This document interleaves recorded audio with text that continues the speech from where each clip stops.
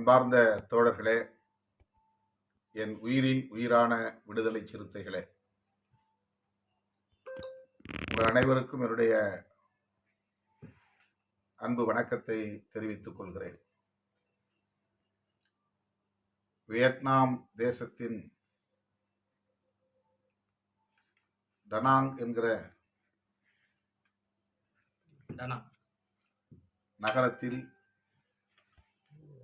இன்று உலகத் தமிழர் மாநாடு தொடங்கி வெற்றிகரமாக நடந்தேறி இருக்கிறது. பன்னாட்டு தமிழர் நடுவம் மற்றும் வியட்நாம் தமிழ்ச்சங்கம் ஒருங்கிணைந்து 2 நாள் மாநாட்டை உலகளாவிய அளவிலே தமிழ் சான்றோர்களை அழைத்து இந்த மாநாட்டை நடத்தி கொண்டிருக்கிறார்கள். மாநாட்டு மலர் நாளை வெளியிட இருக்கிறார்கள். நமது கட்சியின் சார்பில் என்னோடு தோழர்கள் பாவலன் ஆற்ற இருக்கிறார்கள். இந்த நிலையில் உங்களோடு நான் சில தகவல்களை பகிர்ந்து கொள்ள விழைகிறேன். இன்னும் 2-3 நாட்களுக்கு தோழர்கள் யாரும் தலைமையகம் தேடி வர வேண்டாம், அலைய வேண்டாம். மாவட்ட நிர்வாக பொறுப்புகளுக்கும் மாநில நிர்வாக பொறுப்புகளுக்கும் பல்லாயிரக்கணக்கில் தோழர்கள் விண்ணப்பம் செய்துள்ளனர்.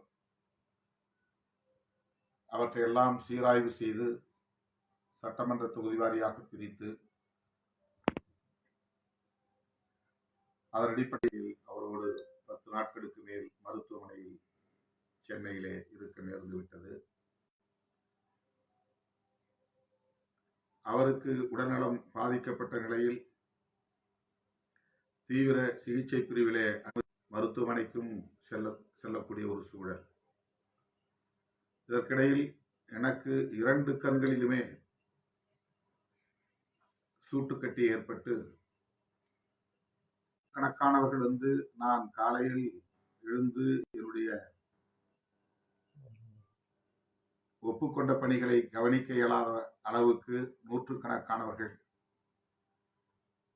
தலைமையகத்திலே குவிந்து விடுகிற காரணத்தினால் அதிலிருந்து மீள முடியாத ஒரு சூழலும் உருவாகிறது. ஒவ்வொரு நாளும் அந்த நெருக்கடிக்கு ஆள வேண்டும் என்று நான் கேட்டுக்கொள்கிறேன். திருமணம் போன்ற நிகழ்ச்சிகளுக்கு அழைப்பதை தவிர்க்க வேண்டும் என்று கேட்டுக்கொள்கிறேன். வாழ்த்து மடல்கள் வேண்டும் என்று ஒரு நாளைக்கு 10க்கும் மேற்பட்டவர்கள் நெருக்கடி தருகிற சூழலையும் தவிர்க்க வேண்டும் என்று கேட்டுக்கொள்கிறேன். எவ்வளவு பணிச்சுமைகளை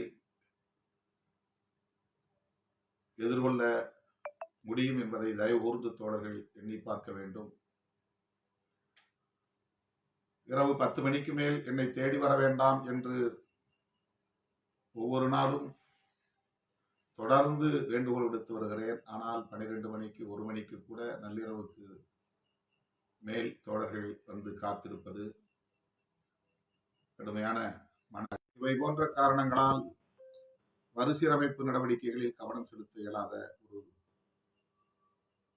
அவலம் உள்ளது. அது சாதாரணமான ஒரு பணி அல்ல.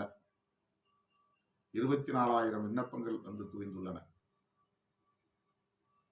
எவ்வளவு பேர் டிமாண்ட் டிராஃப்ட் வழங்கியிருக்கிறார்கள், எவ்வளவு பேர் வழங்கவில்லை என்பதை கூட சரிபார்க்க இயலாத ஒரு நிலை இருக்கிறது.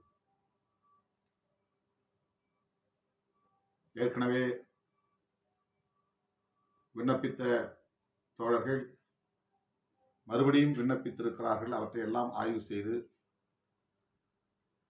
ஒழுங்குபடுத்த வேண்டிய தேவை உள்ளது.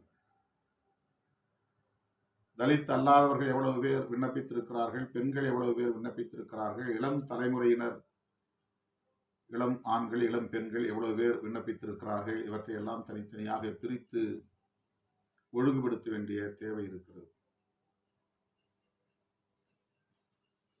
இதற்கான குழுக்களை நியமித்து இந்த வேலைகளை செய்ய வேண்டிய ஒரு நெருக்கடி இருக்கிறது. எனவே தோழர்கள் தயவு கூர்ந்து இந்த சூழல்களை எல்லாம் புரிந்து கொண்டு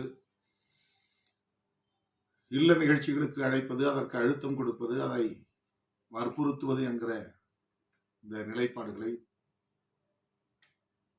கட்டாயம் தவிர்க்க வேண்டும் என்று கேட்டுக்கொள்கிறேன்.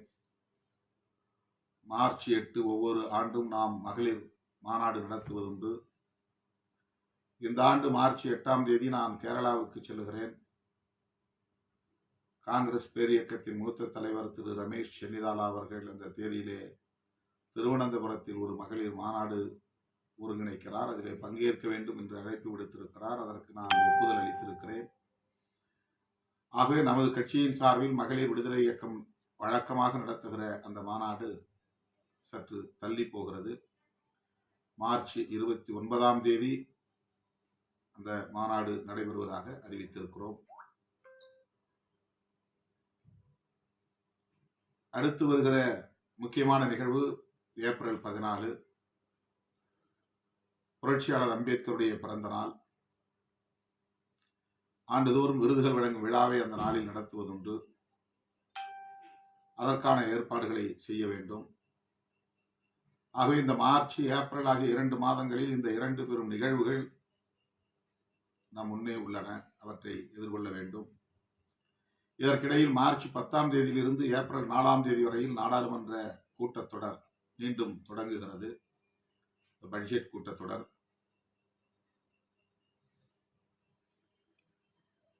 ஆகவே இன்னும் அந்த அணுகுமுறையை கையாண்டு வருவது பல்வேறு சிக்கல்களுக்கு இடம் தருகிறது. கட்சியின் மூத்த பொறுப்பாளர்களை அணுகி அவர்களோடு கலந்துரையாடி உட்கட்சி பிரச்சனைகளை தீர்த்து கொள்ள முயற்சிக்கலாம். இல்ல நிகழ்ச்சிகளில் பங்கேற்பதற்கு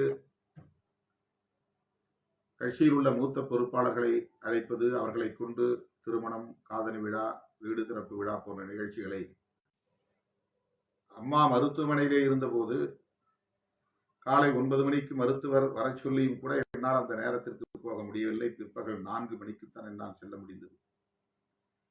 உயிரான விடுதலை சிறுத்தைகளே, மாவட்ட நிர்வாகத்தின் மறுசீரமைப்பை வெற்றிகரமாக நடத்தி முடிப்பதற்கு உங்களுடைய முழுமையான ஒத்துழைப்பு தேவை.